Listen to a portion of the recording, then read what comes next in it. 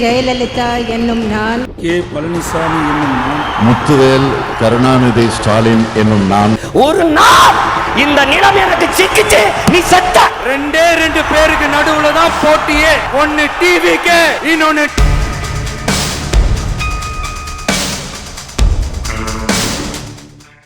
வணக்கம். வாய்மை அரசியல் அறிவோம். சட்டமன்ற தேர்தல் 2026 இல்ல நம்ம ஒவ்வொரு மாவட்டமா அந்த மாவட்டத்தில் இருக்கக்கூடிய தொகுதிகள் எல்லாம் பிடிச்சு பார்த்துட்டு இருக்கோம். அந்த தொகுதியில் யாரெல்லாம் இதுக்கு முன்னாடி வெற்றி பெற்றார்கள், தற்போது சிட்டிங் எம்எல்ஏவா யார் இருக்கிறாங்க, அடுத்து உத்தேச கள வேட்பாளர் பட்டியல் யாரெல்லாம் இருக்கிறாங்க, ஒவ்வொரு தொகுதியிலையும் எஸ்ஆர் படித்தின் மூலமா எத்தனை வாக்காளர்கள் நீக்கம் பண்ணிருக்காங்க, இந்த எல்லாத்தையும் ஆல்ரெடி நம்ம பார்த்துட்டே இருக்கோம். இன்னைக்கு அந்த இதுல தென்காசி மாவட்டத்தை பற்றி பார்க்க போறோம். தென்காசி மாவட்டத்தில் மொத்தம் 5 தொகுதிகள் இருக்குது. தென்காசி, ஆலங்குளம், கடைநல்லூர், வாசுதேவநல்லூர், சங்கரன்கோவில், இந்த 5 தொகுதிகள் இருக்கு. 5 தொகுதிகளில் முதல் தொகுதி சட்டமன்ற தொகுதி, 5 தொகுதிகள். அதுல தென்காசி சட்டமன்ற தொகுதி 2016ஆம் ஆண்டு செல்வ மோகன்தாஸ் பாண்டியன், அதிமுக சேர்ந்த செல்வ மோகன்தாஸ் பாண்டியன் வெற்றி பெற்றார். 2021ஆம் ஆண்டு காங்கிரஸை சேர்ந்த பழனி நாடா வெற்றி பெற்று தற்போது சிட்டிங் எம்எல்ஏவாக அமர்ந்துள்ளார்.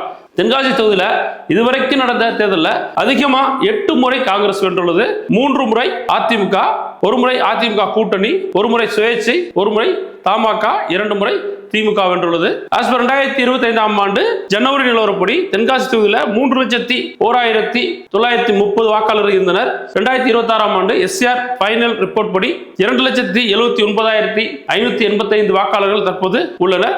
அப்போ தென்காசி தொகுதியில் எஸ்ஆர் படித்து மூலமா நீக்கப்பட்ட வாக்குகள் 22,000க்கும் மேற்பட்ட வாக்குகள் நீக்கப்பட்டுள்ளன. தென்காசி தொகுதியின் உத்தேச கள வேட்பாளர்கள் காங்கிரஸ்ல பழனி நாடார் சிட்டிங் எம்எல்ஏ போட்டியிட விரும்புகிறார். அவரோட பையன் வள்ளிமுருகன் போட்டியிட விரும்புகிறார். ஏடிஎம்கே செல்வ மோகன்தாஸ் பாண்டியன் எக்ஸ்எம்எல்ஏ போட்டியிட விரும்புகிறார். தென்காசி தொகுதியோட வாக்கு வங்கி நாடார், முக்குளத்தூர், ஆதிதிராவிடர், செட்டியார், இஸ்லாமியர். இன்றைய சிச்சுவேஷன் பொறுத்தளவு தென்காசி தொகுதி 2க்குமே சமபலம் வாய்ந்தா உள்ளது. காங்கிரஸும் வந்து பார்த்தீங்கன்னா ஈக்குவலா இருக்கு, அதே மாதிரி ஏடிஎம்கேவும் ஈக்குவலா இருக்குது. அதனால வரக்கூடிய தேர்தலை பொறுத்து, அதனுடைய பரப்புரையை பொறுத்து தான் இந்த வெற்றி சாத்தியப்படும். அடுத்த தொகுதி சங்கரன்கோவில் சட்டமன்ற தொகுதி, தனி தொகுதி.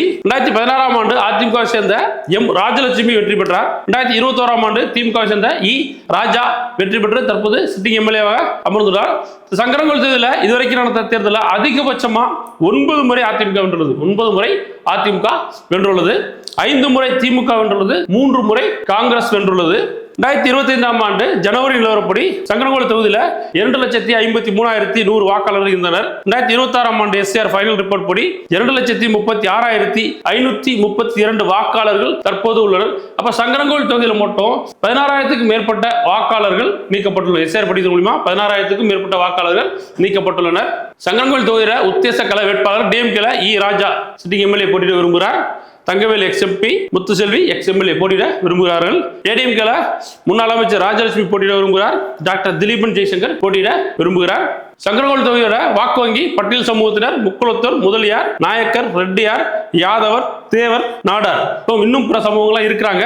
முதன்மையான சமூகங்கள் இவங்க இருக்கிறாங்க. தற்போதைய நிலவரப்படி சங்கரன்கோவில் தொகுதி திமுக அதிமுக இரண்டுமே வந்து சமபலம் வாய்ந்த தொகுதியாக உள்ளது. வரக்கூடிய தேர்தலை பொறுத்து தான் வெற்றி மாறுபடும். கடைநல்லூர் சட்டமன்ற தொகுதி 2016ஆம் ஆண்டு இந்தியன் யூனியன் முஸ்லீம் லீக் கட்சியிலிருந்து KM முகமது அபுபக்கர் வெற்றி பெற்றார். 2021ஆம் ஆண்டு அதிமுக சேர்ந்த எஸ் கிருஷ்ணமுரளி தற்போது வெற்றி பெற்று தற்போதைய சிட்டிங் எம்எல்ஏவாக அமர்ந்துள்ளார். கடலூர் தொகுதியில் இதுவரைக்கும் அதிகபட்சமா 6 முறை அதிமுக வென்றுள்ளது, 3 முறை திமுக வென்றுள்ளது, 1 முறை IUML வென்றுள்ளது, 1 முறை காங்கிரஸ் வென்றது, 1 முறை சுயேட்சை வென்றது. 2025ஆம் ஆண்டு ஜனவரி நிலவரப்படி 2,88,721 வாக்குகள் இருந்தன. 2026ஆம் ஆண்டு எஸ்ஆர் ஃபைனல் ரிப்போர்ட் படி 2,67,517 வாக்காளர்கள் தற்போது உள்ளனர். கடைநல்லூர் தொகுதியில தற்போதைய நிலவரப்படி 21,000க்கும் மேற்பட்ட வாக்காளர்கள் எஸ்ஆர் பட்டியல் மூலமா ரிமூவ் பண்ணியிருக்காங்க. கடைநல்லூர் தொகுதி உத்தேச கள வேட்பாளர்கள் டிஎம்கேல கனிமொழி மாவட்ட கவுன்சில் போட்டியிட விரும்புகிறார். பொன்முத்தையா பாண்டியன், வெங்கடேஷ், அப்துல் காதர் போட்டியிட விரும்புகிறார்கள். ஏடிஎம்கேல கிருஷ்ணமுரளி சிட்டிங் எம்எல்ஏ போட்டியிட விரும்புகிறார். வாக்கு வங்கி இஸ்லாமியர், முக்குளத்தூர், பட்டியல் சமூகத்தினர், ரெட்டியார், நாயக்கர், தேவர், நாடா இருக்காங்க. இந்த தொகுதியும் சமபலம் வாய்ந்த தொகுதியாக தான் இருக்குது. தென்காசி மாவட்டத்தில் எல்லா தொகுதியும் கிட்டத்தட்ட வந்து பார்த்தீங்கன்னா உங்களுக்கு அதிமுக திமுக இரண்டுமே வந்து பார்த்தீங்கன்னா சமபலத்தோடு உள்ளது. வாசுதேவநல்லூர் தனி தொகுதி, 2016ஆம் ஆண்டு 2016ஆம் ஆண்டு ஏ மனோகரன் அதிமுக சேர்ந்த ஏ மனோகரன் வெற்றி பெற்றார். 2021ஆம் ஆண்டு மதிமுக சேர்ந்த டி சதன் திருமலைக்குமார் வெற்றி பெற்றுள்ளார். தற்போதைய sitting MLA T Sadhan Thirumalaikumar.